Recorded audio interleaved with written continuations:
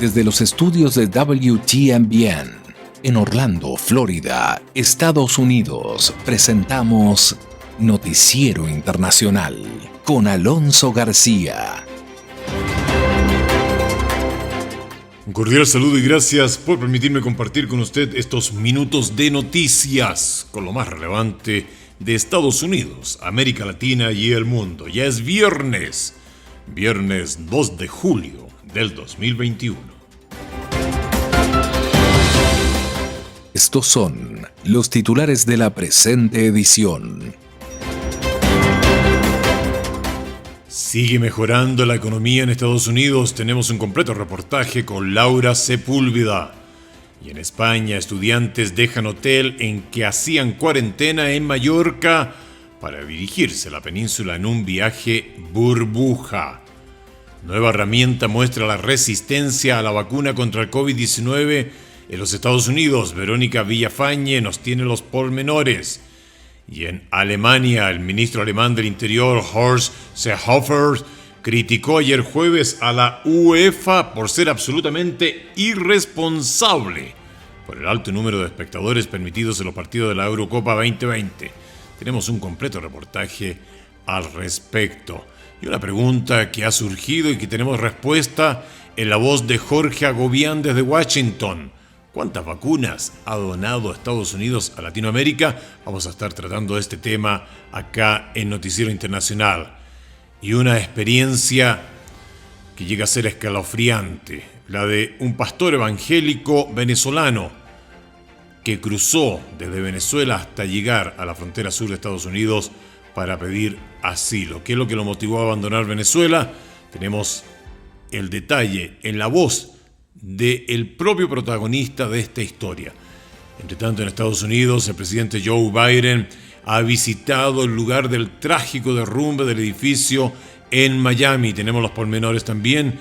Y les comento que el comediante Bill Cosby fue liberado ayer luego de que la condena impuesta en el 2018 por asalto sexual fuera anulada. Todo esto acá en Noticiero Internacional.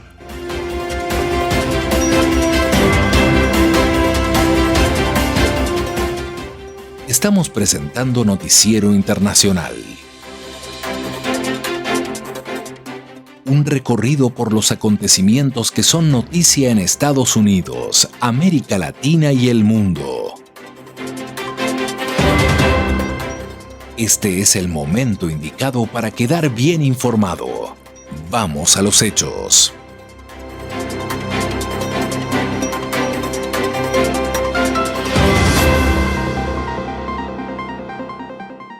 Y vamos de inmediato con el desarrollo de las noticias. Una rápida recuperación económica está registrando Estados Unidos y así se comprobó con las cifras del primer y segundo trimestre del año. ¿Qué esperar para lo que viene y cómo esto beneficia a América Latina? Laura Sepúlveda nos tiene los pormenores. Un primer trimestre entre el 1% de sus niveles pre-COVID, seguido de un periodo con datos que muestran que la actividad económica está por encima de cómo se encontraba antes de la pandemia, es muestra de que la recuperación se está generando de manera rápida. Las cosas están empezando a mejorar y el gasto de los consumidores es realmente el factor clave, el motor clave del crecimiento. Gregory Dacko de Oxford Economics señala que la estabilidad de este crecimiento económico depende de varios factores.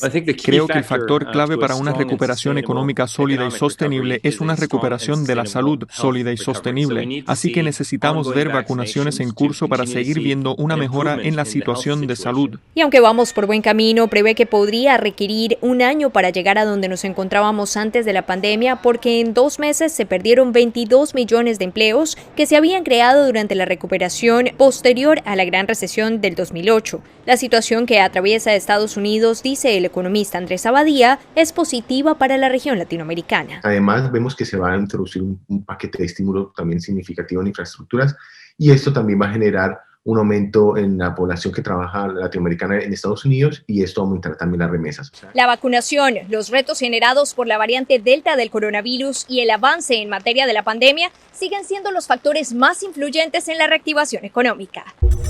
Pasamos a España. Un grupo de 165 estudiantes terminaron su cuarentena en el Hotel Palma Berber de Mallorca para ser trasladados a casa por las autoridades regionales ayer jueves. El gobierno balear transportó a los estudiantes hasta el puerto de Palma, donde embarcaron un ferry con destino a Valencia, la ciudad más cercana de la España peninsular. Desde Valencia, las autoridades ayudarán a los jóvenes residentes a volver a casa en autobús para evitar el contacto con otras personas. Los estudiantes estarán obligados a seguir en cuarentena en sus hogares. Más de 200 estudiantes fueron puestos en cuarentena bajo supervisión policial en el Hotel Palma Berber tras detectarse más de 1.000 nuevos casos relacionados con los viajes de fin de curso de los estudiantes. Nos vamos ahora a Estados Unidos. Una nueva herramienta en línea facilitará saber dónde en Estados Unidos hay mayor resistencia a recibir la vacuna contra COVID-19. Sus creadores creen que la información ayudará a las autoridades sanitarias a enfocar sus esfuerzos en zonas específicas donde hay personas aún no inoculadas que puedan ser persuadidas para inmunizarse. La información con Verónica Villafañe. Una nueva herramienta en línea que analiza datos de casi 33.000 códigos postales en los Estados Unidos muestra la disposición de las personas para recibir una vacuna contra COVID-19. Esta información podría ayudar a funcionarios de salud pública a cambiar su estrategia para alcanzar a los indecisos, explica el doctor Rafael Lozano. Cuando hacemos salud pública, tenemos que ir justamente a los rincones de la realidad y no verla desde un helicóptero. La herramienta fue creada por el Instituto de Métricas y Evaluación de Salud de la Universidad de Washington y el COVID Collaborative, usando datos de más de 6,5 millones de encuestados por Facebook. Encontraron que más del 50% de la población en 580 códigos postales no quiere vacunarse. En otros 6,000, más del 30% está renuente. Hay un poco más de resistencia en estados como Montana, como North Dakota, y algunos estados en el centro del país. También identificaron grandes diferencias. En un código postal de Colorado, el 2% de los habitantes no quiere vacunarse, pero en la zona vecina la cifra es del 98%. La información granular permite ajustar el enfoque. Para las autoridades, ahí tiene un foco rojo que atender. Ese es el propósito de esta herramienta. Al proporcionar datos tan detallados, la herramienta puede ayudar a concentrar esfuerzos en las zonas geográficas donde tendrán mayor impacto. Nos vamos a Alemania. El ministro alemán del Interior, Horst Seehofer, criticó ayer jueves a la UEFA por ser absolutamente irresponsable por el alto número de espectadores permitidos en los partidos de la Eurocopa 2020. Así lo declaró durante una rueda de prensa en Berlín. Solo puedo llamar una vez a la UEFA a que no traslade esto a las autoridades sanitarias locales. La asociación deportiva debe declarar claramente que no quiere que siga así y hay que reducir el número de espectadores, añadió. El ministro de Sanidad alemán, Jens Spahn, subrayó la amenaza que supone la variante Delta, advirtiendo que pronto será dominante en Alemania. Spahn destacó también los avances, ya que según dijo, más del 55% de la población ya ha recibido la primera dosis en vacunación, es decir, casi 46 millones de ciudadanos, mientras que el 37.3% ya ha recibido la segunda dosis. En las próximas semifinales y en la final de la Eurocopa 2020 en Wembley se esperan 60.000 espectadores, a pesar que el miércoles recién pasado en el Reino Unido se registró el mayor número de contagios desde enero. La variante Delta es la responsable de aproximadamente el 99% de los casos. Por su parte, la UEFA declaró que sigue las recomendaciones de las autoridades sanitarias locales sobre el número de espectadores. Las tasas de infección por coronavirus en Alemania siguen siendo bajas. Sin embargo, la incidencia de la variante Delta ha ido aumentando según el Instituto Robert Koch. Según el instituto, la Delta representa más del 50% de los contagios. Y a propósito de lo que es COVID-19 y la vacunación, ¿se ha preguntado usted cuánta vacuna en realidad ha donado Estados Unidos a Latinoamérica? Pues bien, ayer jueves, Estados Unidos despachó 2 millones de dosis de la vacuna Pfizer contra el COVID-19 prometidas a Ecuador. El envío forma parte de una contribución global de Washington por 80 millones de vacunas. De las cerca de 20 millones de vacunas prometidas a América Latina, ya han sido adjudicadas 13 millones. Vamos con la información que nos tiene Jorge Agobián. 9 millones de dosis de vacunas contra COVID-19 fueron asignadas solo esta semana a al menos 5 países de la región. Honduras, Colombia y Perú ya recibieron los cargamentos, mientras que Ecuador lo hará este jueves, según lo confirmó la Casa Blanca a La Voz de América. Se espera que 1 millón de dosis provenientes de Estados Unidos arriben a Paraguay y unas 500.000 a Uruguay en los próximos días. Eso es solo el inicio. La contribución forma parte del compromiso estadounidense de donar 80 millones de su arsenal al mundo, y de ellas 20 millones a países de América Latina y el Caribe, donde los niveles de vacunación son preocupantes, según lo alertó la Organización Panamericana de la Salud. Solo una de cada 10 personas en América Latina y el Caribe han sido vacunadas plenamente contra COVID-19. Lo cual es una situación inaceptable. De la lista de más de 14 países a los que Washington planea entregar vacunas a través del mecanismo COVAX de Naciones Unidas, aún no se han hecho los anuncios para Haití, Argentina, El Salvador, República Dominicana, Panamá, Costa Rica y otros países del CARICOM. La Casa Blanca aseguró el 21 de junio que las adjudicaciones serían antes de finales de junio, pero un asesor especial del presidente Biden explicaba el retraso esta semana. Lo que estamos esperando es finalizar los acuerdos que se tienen que firmar entre los países y las compañías, porque lo que queremos dejar claro es que si anunciamos algo, vamos a cumplir al 100%. No todos los otros países están haciendo eso. Otras 3 millones de dosis fueron donadas a Brasil, al tiempo que México y Canadá han recibido varios cargamentos procedentes de su vecino. Pasamos ahora a la frontera sur de Estados Unidos. Una historia que en realidad queremos compartir acá en Noticiero Internacional.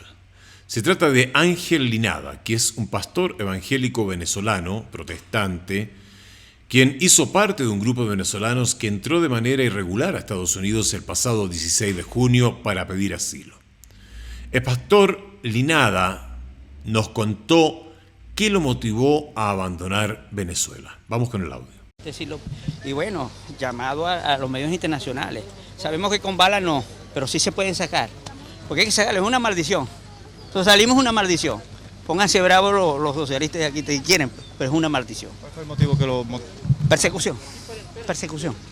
Soy pastor evangélico. Tengo la hija ahí en Colombia. Tengo que buscar.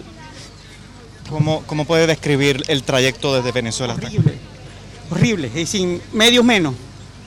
Sin medio menos, pidiendo, hablando por Facebook, diciéndole que nos donen. Y hay que ayudar a esa gente, para eso venimos, a pastorear aquí y ayudar a esa gente porque se necesita alimento en Venezuela. ¿Qué le diría a las personas que están pensando lanzarse? ¿Lanzarse a qué? Bueno, ¿qué más le podría decir yo? En verdad yo no me quería atrever, pero tuve que atreverme. O sea, eso es cuestión primero de conciencia y segundo de la situación. Porque en realidad es difícil vivir, es difícil comer con una comida. Y tal como lo hemos venido haciendo desde el lunes de esta semana, cubriendo lo que son los pormenores del fatídico derrumbe del edificio en Miami, les comentamos que el presidente Joe Biden ha estado de visita en el lugar del trágico derrumbe y ha ofrecido toda la ayuda para las tareas de búsqueda y apoyo a las autoridades y familias afectadas. La agenda del presidente Joe Biden comenzó con una sesión informativa junto a la alcaldesa del condado de Miami-Dade, Daniela Levine Cava, el gobernador de la Florida, Ron DeSantis, y otros líderes. Creo que tengo el poder y lo sabremos en breve para poder pagar el 100% del costo del condado y del estado durante los primeros 30 días. El titular del Poder Ejecutivo también informó que hoy un grupo adicional de la Agencia Federal para el Manejo de Emergencias, FEMA, llegará para continuar complementando los esfuerzos locales y estatales.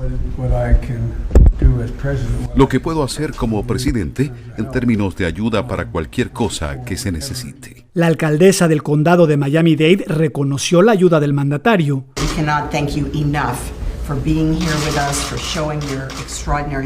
No podemos agradecerle lo suficiente por estar aquí con nosotros, por mostrarnos su extraordinario apoyo desde el primer día. El presidente junto a la primera dama también se reunieron con rescatistas y algunos familiares de las víctimas del derrumbe que ha dejado al menos 18 muertos y 145 desaparecidos. Solo quería bajar y darles las gracias. Estamos presentando Noticiero Internacional. Un recorrido por los hechos que son noticia en Estados Unidos, América Latina y el mundo. Con la conducción de Alonso García. El comediante Bill Cosby fue liberado luego de que la condena impuesta en el año 2018 por asalto sexual fuera anulada. Vamos con la información desde Washington, D.C. con Héctor Contreras. El comediante estadounidense Bill Cosby, de 83 años de edad, se convirtió en un hombre libre luego de que la Corte Suprema de Justicia del estado de Pensilvania anulara la condena que le fue impuesta en el 2018 por cargos de agresión sexual. Cosby recibió una sentencia de prisión de entre 3 a 10 años y estaba basada en testimonios que dio en el año 2005 en una demanda civil presentada en su momento por Andrea Costan, acusándolo de agresión sexual después de que el actor le diera un sedante sin que ella lo supiera, dejándola incapacitada.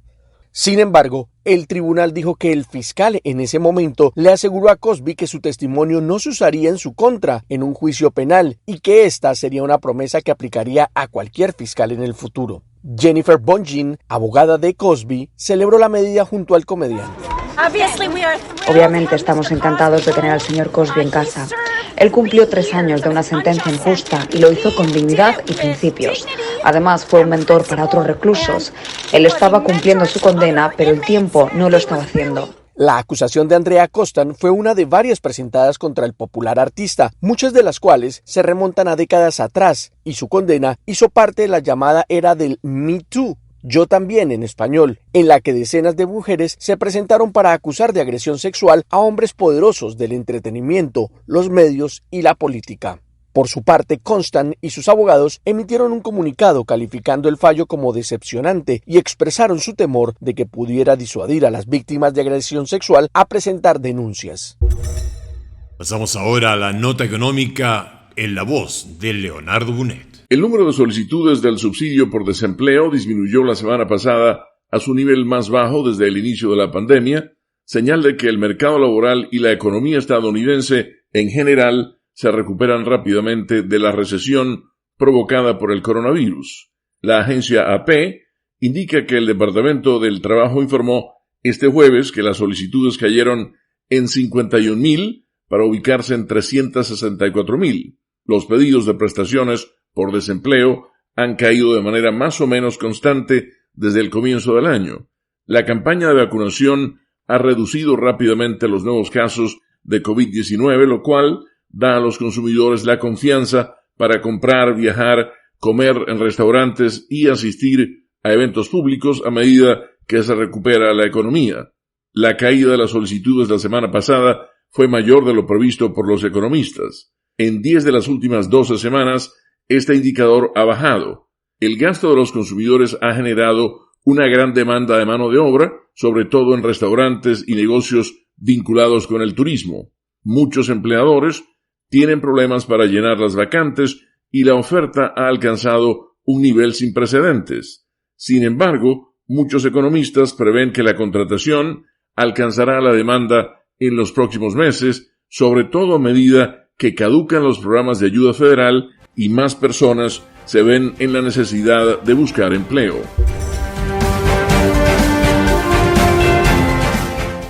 Y eso es todo por hoy en Noticiero Internacional. Gracias por habernos permitido acompañarle una semana más. Nos volvemos a juntar aquí el próximo lunes. Esta ha sido una producción de la WTMBN. Nuestro agradecimiento a the U.S. Agency for Global Media, formerly the Broadcasting Board of Governors, por el apoyo que nos da con corresponsales en los lugares de los hechos para que usted esté informado de primera mano. A nombre de todo el equipo, les deseamos un maravilloso viernes y un extraordinario fin de semana. Cuídese mucho.